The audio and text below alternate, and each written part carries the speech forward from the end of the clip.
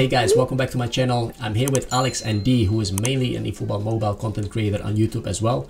He just started playing on console and is interested in the main thoughts behind the way I set up my tactics. Okay, so I'm gonna discuss with Alex about what are the best type of players to use in possession first, and then we're gonna go over to the best players to use in quick counter, starting off with possession game. As you guys know, my favorite formation is the 4-2-2 within possession, and I'm gonna talk about maybe the key players in this team, starting off with the central midfield position. I personally prefer to play with a whole player, mostly because he's very offensively minded and is constantly making runs.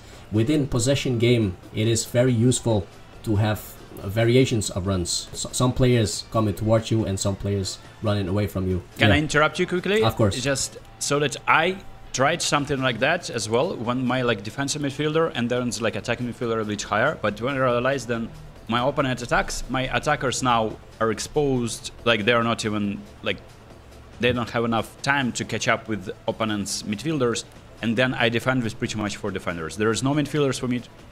How do you counter that when you have attacking-minded Cruyff? There's whole player in the middle where you would prefer to have maybe a destroyer or box-to-box player. How do you defend then? Or it's just because you're so good at the game you can just... Yeah, so basically it depends on the player, of course. So I personally do love to play a high pressing game, so I do love to play with aggressive players on midfield, both on DMF and CMF. But if your pressing game or defending game isn't that good, I would recommend an anchorman on DMF position, a player that drops down in between the CBs, so you will have so many numbers behind, especially in the transition after losing the ball, a player that always stays behind. And on CMF, if like you said, your midfield will be exposed once your whole player is gone, and that is true. In that case, I would recommend a box-to-box, a player that goes up as a whole player but also goes down doing the defensive part of his job. And if that's too much for you as well, if there's too much space when you're attacking or in defending using a box-to-box, I would go for an orchestrator who is making horizontal runs, so from left to right, right to left, to offer your CBs the passing option, and also to offer your offensive players the option behind them. So a player that always stays on the center area of the pitch. Another small detail, for instance, I have Declan Rice as my defensive midfielder like you have right now. For me, I like flat 2 midfielders, Gavi would be at the same line as Beckenbauer, there would be flat 2. Yeah. But at the same time, when I use Rice, since he's a box-to-box player, he likes to venture a lot in attack, so I give him either defensive or deep line. Can you explain the difference? What is better so that Rice is helping in defense? Because at times I notice that Rice is dropping so deep that it's pretty much back line, back 5. I can actually see that on the radar, on the minimap. I can see that Rice is... I'm pretty much playing 5 at the back, and my opponent then has full control of the midfield. There is nobody to tackle them in the midfield, so I don't like that either. So what is better than deep line, defensive, or just don't do anything to a box-to-box player there? Okay, so first of all, let me explain what the difference is between defensive and deep line. Defensive is more for the offensive part of you in the build-up. With defensive, your player will stay at the back. He won't be making runs to the front. You can use that on a box-to-box if you don't want your player to join the attack, but you want your player to join the defending by dropping down. And with deep line, your player will basically function as an anchorman. So with deep line, he will drop down, like you said, it will become a 5 at the back. And if you want an aggressive type of player to stay on midfield, such as Rice, which is usually a destroyer but a box-to-box quite aggressive as well, I wouldn't recommend to use any defensive instruction. Just keep it natural as possible.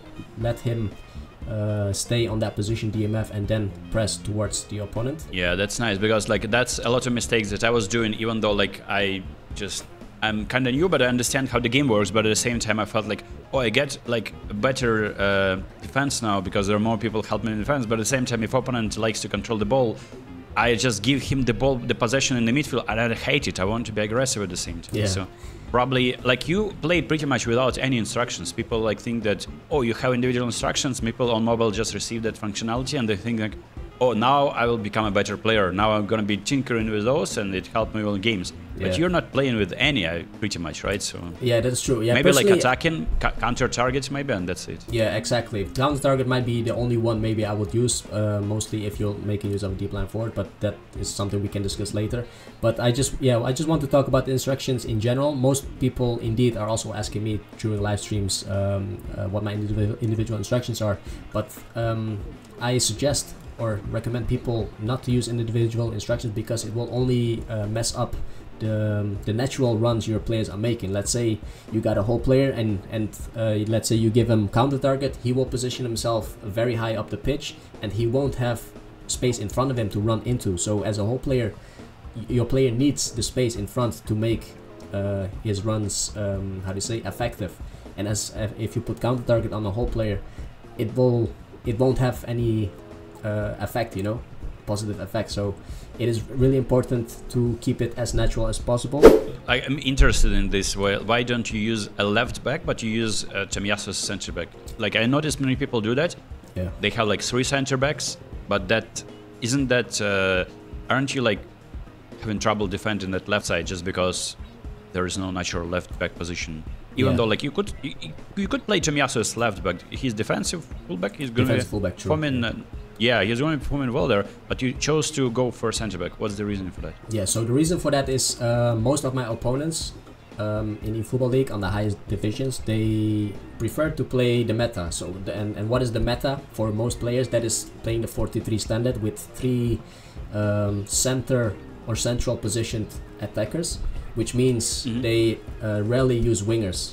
And with Tomiyasu, he is one of the few rare players that can play as a center back and as a wing back, and Tomiyasu has the qualities for a center back. And the reason I'm using him as CB, I can also use him as left back, of course, but it depends on if the opponent is playing with the winger or not. But Tomiyasu, if you position himself as a CB along with 2 other CBs, what happens? He will position himself sometimes in between the other 2 CBs as well, or maybe on the right side. And if I use him as LB, he will always stay on the left side. It's basically depends on how your opponent plays. If you play with the winger, then I will turn him into an LB, and then he will stay on the left side all the time instead of mixing in between the CBs. So that is the reason behind it. And speaking of Philip Lam, so he's attacking fullback, so he's not even... Is he like helping you defend, or like do you not rely on him whatsoever? I don't rely too much on him. I rather want him to overlap Johan Cruyff, the AMF, which is positioned a little bit more central, because he will leave the right wing area open for Lam to overlap. But of course, when you lose the ball in the transition, it will be open on the right flank, yes. But Philip Lam is a player that is able to drop down very fast as well, because mostly of his pace, and he's got quite good defensive attributes as well. So the final question for this formation, would you prefer Pires to be attacking midfielder in this, or do you still like him as a left midfielder? To be honest, I do like him as a winger now, especially after giving him some extra skills. I gave him the flip-flap and soul control, so he's a little bit more agile. He's got the ball roll now, and low lofted pass to improve those through passes to Ronaldo or the cutbacks. And of course, if I can make him AMF, that's what I'm still trying to do. He will be mainly playing as AMF, I think. So that's the question, because some people like to play 4-4-2 so that they have like right-left midfielders, and it's actually a very effective tactic too. But for you like attacking midfielders instead of left-right midfielders. Exactly, yeah. It is more effective to focus on AMFs rather than wingers, because that's basically actually still the meta. The fastest way to score is through the center, of course, and that's why it is better to focus on attacking midfields rather than wingers. So yeah. So that's nice. So let's talk maybe about the other formation that you said that you copied from the finalist. You played against him, right? I didn't play against him in the tournament, but I did play a couple of friendlies against him. He is the world champion of the latest. He's the most recent world champion of the eFootball Open Championship. And I have played that formation tactic as well live on stream a couple of games, and very successful. The 5-2-3, so very narrow up front. You can see what the key points of this tactic is you got two wingbacks that will be making loads of runs. Yeah. And the difference between the two wingbacks is one of the two is attacking fullback and the other one is a fullback finisher. And most people don't know the difference about these two types of players. They think they both make the same runs offensively. But there's a huge difference. Let's say a fullback finisher, Theo Hernandez, is a fullback finisher is a he's player. He's cutting inside all the time, no? Yeah, he's cutting inside a lot. He's most of the time functioning as a CMF rather than overlapping. Also, of course, he's also overlapping, but it depends on what your formation is. If you got more numbers in midfield and you have a left winger, sometimes he will overlap as well.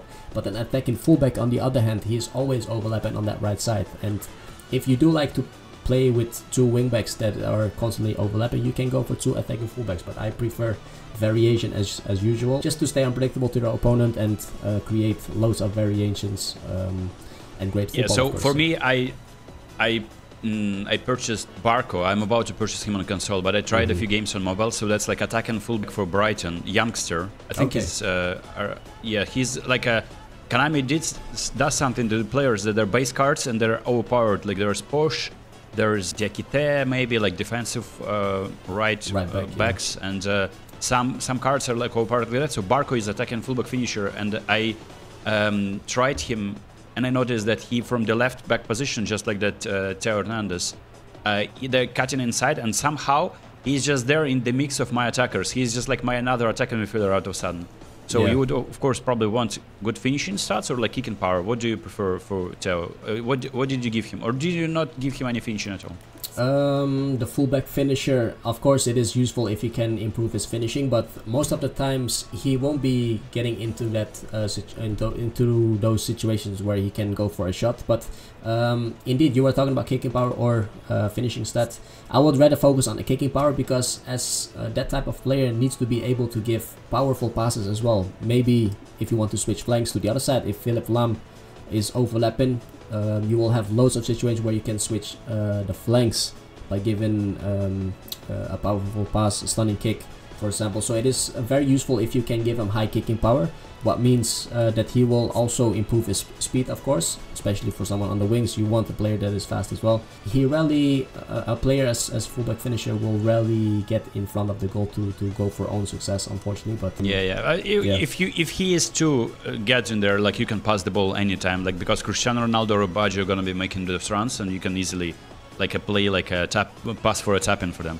So this is what, if I see this, like my subscribers in my chat usually say, "What's a rat, bro?" Like, what do you say to these people? Like, but it's very effective also. Yeah, yeah. Well, I've had those comments as well. People, when I beat some people, they were immediately saying like, "You are a pro, you're playing 5 at the back." But to be honest, who cares? You know, you want to win. And the thing is, it is actually not that defensively, because yes, it says it's 5 at the back, but also with this tactic, I do use individual instructions, which are offensive on both wingbacks. That means they will position themselves even higher, and in the transition they will drop down as well. Yes, but it is actually more a offensive-minded tactic than a defensive-minded play, because you're basically I can see it already.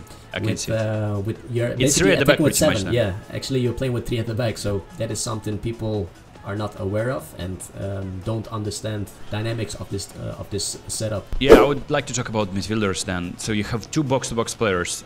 Any other suggestions, or only box-to-box will work for you? Like, and what do you want to have in those box-to-box players? Probably speed, right? Speed, acceleration, good. Yeah, speed. actually, I'm now making use of 1 box-to-box and 1 whole player, because I want one player to be able to make offensive runs only, and the other one being able to make offensive runs and defensive runs, which is a box-to-box. But you can also go for 2 box-to-box players, which I previously did with my own quick counter pro tactic before, which is almost similar to this one. If you want more support at the back in the transition, go for 2 box-to-box players. But talking about attributes, both players, it will be useful if they have high tight position, or at least tight position of 85, so they are able to turn quite fast if they're under pressure and can easily switch the play from left to right to left. Speed will help a lot.